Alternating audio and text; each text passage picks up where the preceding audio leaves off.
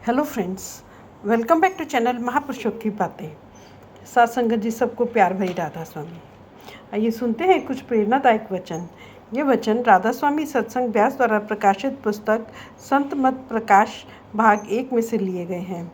इस पुस्तक के पेज नंबर 115 पर हजूर महाराज बाबा सावन सिंह जी फरमाते हैं, परमार्थ कमाने के 2 साधन हैं। एक कमाई करना, दूसरा शरण लेना। रात को जागना, कम खाना और नाम की कमाई करना कोई आसान काम नहीं है। शरण लेनी मुश्किल है। जिसने शरण ले ली उसका भजन सुमिरन हो गया।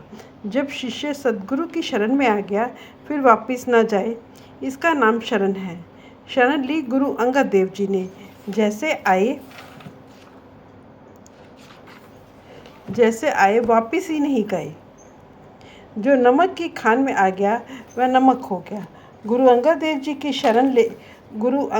जी शरण लेकर शरण देने वाले गुरु नानक देव जी का रूप हो गए। जब शरण ले ली फिर गुरु जो हुक्म देता है वह परवान है। उसको मानना व उस पर अमल करना शिष्य का परम धर्म है।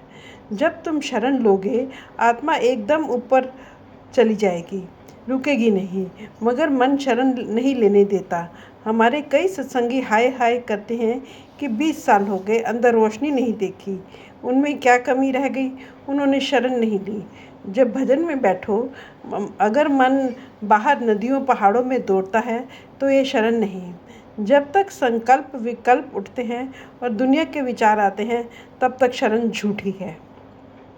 जब 9 दरवाज़ों से आत्मा को समेटकर ऊपर ले जाओगे, यह देश तुम्हारे लिए नष्ट हो जाएगा। वहाँ रोशनी है, फिर सूरज, चंद्रमा और सितारे दिखाई देंगे। वहाँ गुरबानी हो रही है, जिसको वेद, नाद, ऋषि मुनि, आकाशवाणी कहते हैं। उसके साथ जुड़कर जन्म मरण समाप्त करना है। आत्मा जन्मों जन्मों से मैली होती आई है, इस पर अनेक पर्दे चढ़े हुए हैं। भजन सुमिरन करके इन पर्दों को हटाना और मैल को धोना है। ये तुम्हारा काम है और तुम्हें ही करना है। जो अपने मैल को खुद नहीं धोता उसकी मैल और कौन धोएगा? कोई नहीं। हमारी आत्मा शरीर के रोम रोम में फैली हुई है। जब यह सचखंड से उतरकर आंखों तक आई तब संसार को देखा। जब जबान तक आई तब जबान से बातें की। इसी तरह जब पैरों में आई तब चलने फिरने लगी और फंस गई। इससे आज़ाद होने का तरीका नाम की कमाई है। जब तुम नाम की कमाई करोगे, तुम्हारे अंदर प्यारी से प्यारी राग रागिनियाँ और कलामें इलाही हो रही हैं, जिनमें कशिश है, वह प्रकट हो जाएंगी और तुम्हारी आत्मा को खींचकर ऊपर ले जाएंगी। अब जो भजन बंदगी नहीं करे तो गुरु क्या करे? जिस तरह लड़का अगर पढ़े नहीं तो वह BA MA तो नहीं हो सकता। यह प्रेम की चीज़ है। जो प्रेम करे ले जाए। यही कबीर साहब कहते हैं, प्रेम न बाड़ी उपजे, प्रेम न हाट बिकाए, राजा प्रजा जेही रुचे, शीस देह ले जाए। प्रेम खेतों में नहीं उगता, दुकानों पर नहीं बिकता। जो लेना चाहे शीश को भेंट देकर ले जाए। हम करोड़ों युगों से इस दुनिया के जेल खाने में कैद हैं। यहाँ से निकलने की सारे संसार में एक ही युक्ति है। जबकि ऋषियों मुनियों ने यहाँ से निकलने के लिए बहुत कोशिश की। वेदांत वालों ने भी बहुत जोर लगाया मगर कामयाब नहीं हो सके। वे कहते हैं 5 कोश हैं जिससे आत्मा को आज़ाद होना है। पहला अन्नमय कोश, दूसरा प्राणमय कोश, तीसरा मनोमय कोश, चौथा विज्ञानमय कोश, 5वां आनंदमय कोश। पहले 2 कोश अन्नमय और प्राणमय स्थूल शरीर में आ गए। तीसरा और चौथा मनोमय और विज्ञान में सूक्ष्म शरीर में है। 5वां आनंदमय कोश बारीक से बारीक पर्दा है, जिसका कारण शरीर के जरिए ब्रह्म में जाकर पता लगता है। संतों ने पहले 4 कोशों का जिक्र करके केवल 5वें आनंदमय कोश को लिया है। पहले 4 कोशों के जो साधन हैं उनका खालिस रूहानियत से कोई संबंध नहीं है। हाँ, शरीर जरूर स्वस्थ रहता है। पहला अन्नमय कोश, आजकल प्राण अनाज में है। तीर्थों पर जाना, स्नान करना, फल फूल खाना, ताज़ा हवा लेना, इनसे शरीर को ताकत मिलती है। दूसरा प्राणमय कोश, प्राणायाम करना, मुद्रा वगैरह करना, इससे शरीर बलवान रहता है। आदमी हवा में उड़ने लग जाता है और रिद्धियाँ सिद्धियाँ आ जाती हैं मगर शांति नहीं। तीसरा मनोमय कोश, मन को खड़ा करना, इससे भी रिद्धियाँ सिद्धियाँ शक्तियाँ आ जाती हैं, मगर शांति नहीं। चौथा, विज्ञानमय कोश, ग्रंथ, पोथियों, किताबों और आदि को याद कर लेना।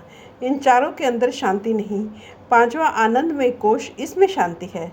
सो संत कहते हैं पहले चार छोड़ दो और पांचवें आनंदमय कोश को रख लो।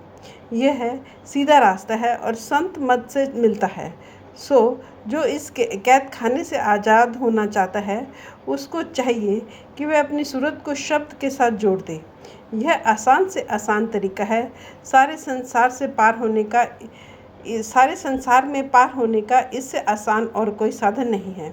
इसमें ना कौम छोड़नी है ना मजहब छोड़ना है, इसलिए इसको सहज योग कहते हैं। यही मुसलमान फ़कीरों ने किया है और यही अन्य महात्माओं ने किया है। गुरु परोपकारी होता है, उसको हमसे कोई स्वार्थ नहीं है।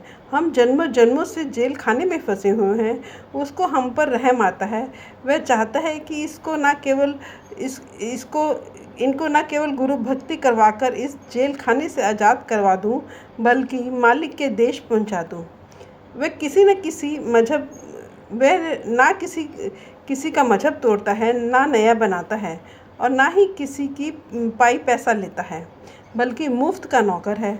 अगर हम उसका भी कहना ना माने, उसके वचनों पर यकीन ना करें, तो हमारे खोटे भाग। एक आदमी बाजार में सौदा लेने गया। दुकानदार ने सौदा दे दिया, मगर वह पैसे लेना भूल गया। आदमी ने सोचा कि दुकानदार ने अभी भी कुछ कमाया होगा। इसी तरह गर्मी का मौसम था। एक आदमी धूप में बैठा हुआ था।